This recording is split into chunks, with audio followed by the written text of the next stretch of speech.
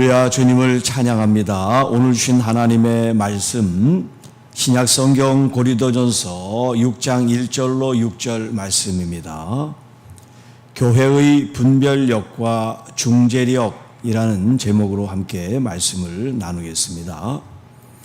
자, 이제 이 6장에 들어와서 새로운 이제 고린도 교회가 안고 있는 문제 하나를 이제 언급하면서 그 문제에 대한 해법을 이제 말씀하고 있는데요.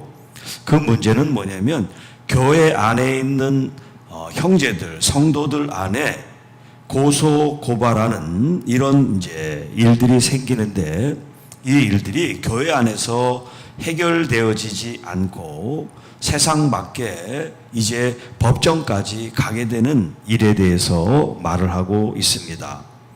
자, 너희 중에 누가 다른 이와 더불어 다툼이 있는데, 자, 우리가 신앙생활하면서 정말 아무런 다툼도 또 이견도 대립도 없다면 아주 좋겠지만 사람 사이에 왜 서로 의견이 다른 게 왜 없겠어요?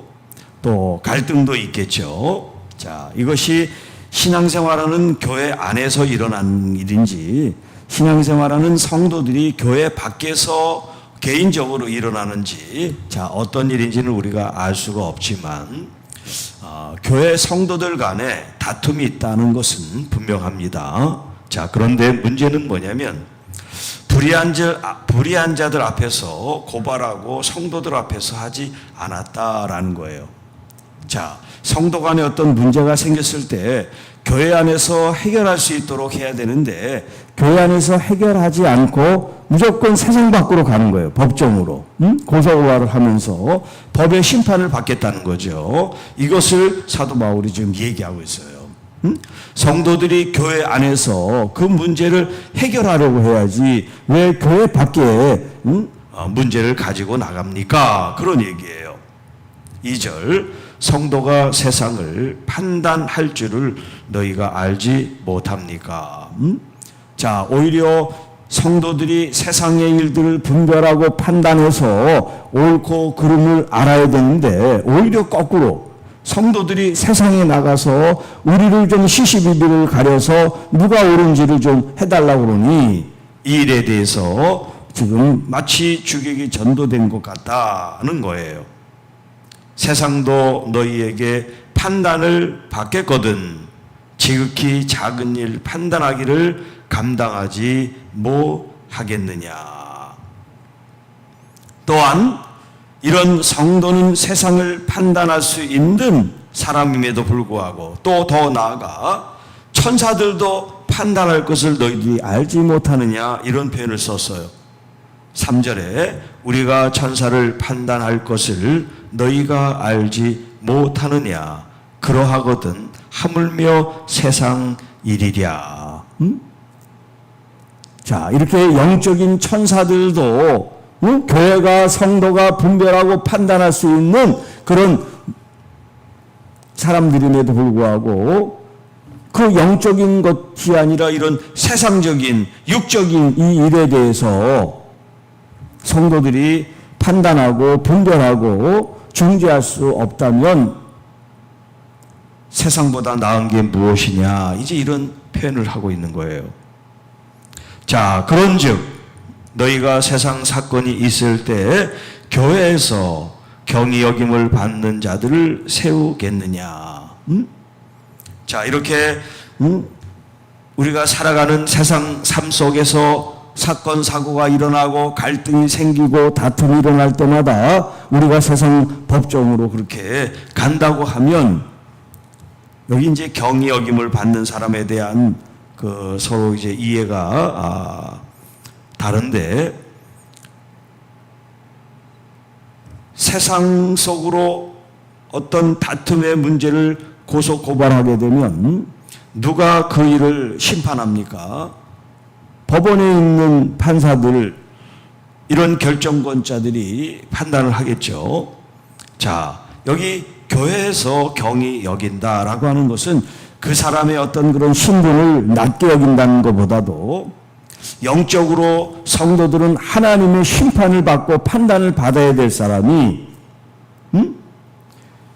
이 세상에 뭐 판사든 세상에 어떤 학식이 있든 권위가 있든 이런 사람 위에 교회가 그 도덕성과 혹은 영적인 어떤 그런 의미에서 더 우월한데 오히려 거꾸로 교회가 세상에 어떤 그런 판단을 받고 있는 이 일에 대해서 경히 여김을 받는 자들을 세우겠느냐라고 이렇게 질문을 하고 있는 거예요. 자, 그래서 5절에 지금 이런 편지를 통해서 이런 내용을 고린도 교회 성도들에게 얘기하는 그 뜻은 뭐냐면 내가 너희를 부끄럽게 하려 하여 이 말을 한다 이렇게 표현하고 있어요. 그 전에는 그들을 부끄럽게 하려고 이 말을 쓰지 않는다라고 말한 본문도 있지만 여기 지금 이 6장에 있는 말씀 속에서는 그들이 너무나 수치스러운 행위를 하기 때문에 좀 부끄러움을 아십시오 라고 이렇게 얘기를 한다라고 하는 거예요. 자, 너희 가운데 그 형제간의 일을 판단할 만한 지혜 있는 자가 이같이 하나도 없느냐. 얼마나 없으면 형제가 형제와 더불어 고발할 뿐더러 믿지 아니하는 자들 앞에서 하느냐라고 말씀하셨습니다. 자, 제가 이제 이 본문의 제목을 교회의 분별력과 중재력이라고 이제 했는데요. 교회라고 하는 것은 지금 이 건물 시스템을 말하는 게 아니에요.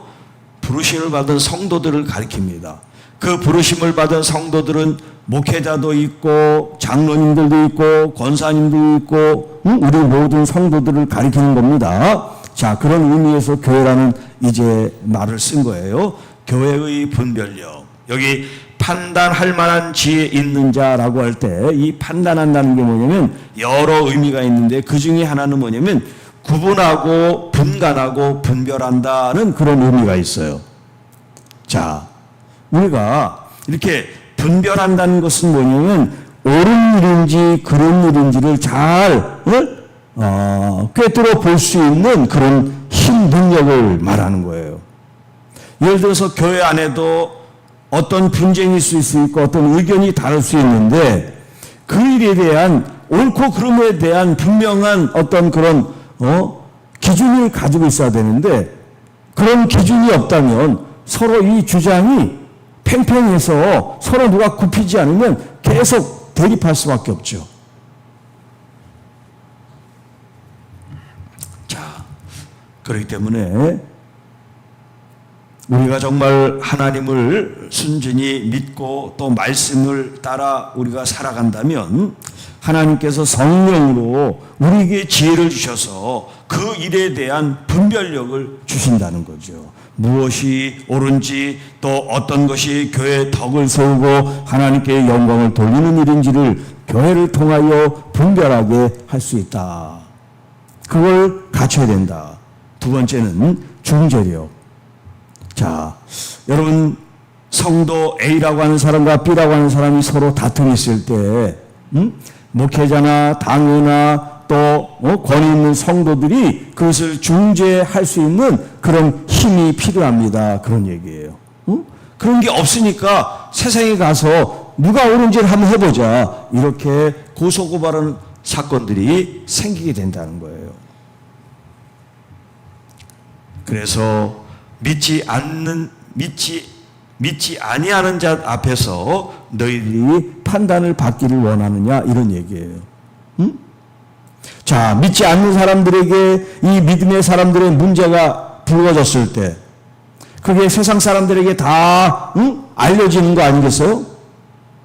자, 그게 옳은 겁니까? 아니면 교회 안에서 성도들 안에 서로 지체들 안에 그 문제를 가지고 나와서 서로 시시비비를 하고 모든 사람들이 당신이 잘못했습니다 그러면 그걸 인정하고 그 안에서 수치와 부끄러움을 느끼면 교회 성도들이 다 그것을 감싸주고 또 회복시키게 할 수 있는데 세상 밖으로 나가면 그게 다 수치가 이런 자기의 모습들이 드러나게 되는 거 아니에요.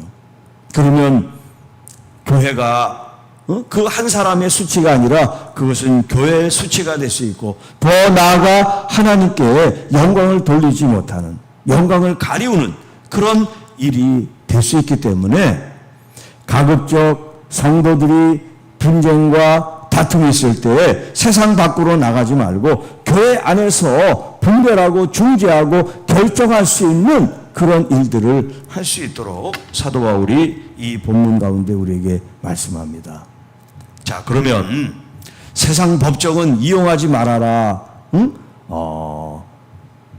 세상의 어떤 고소고발을 해서는 안 된다. 그런 말이 아니에요.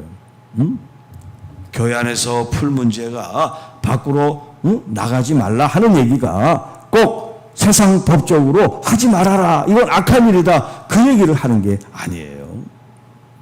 세상 법적으로 해야 될 일도 있죠.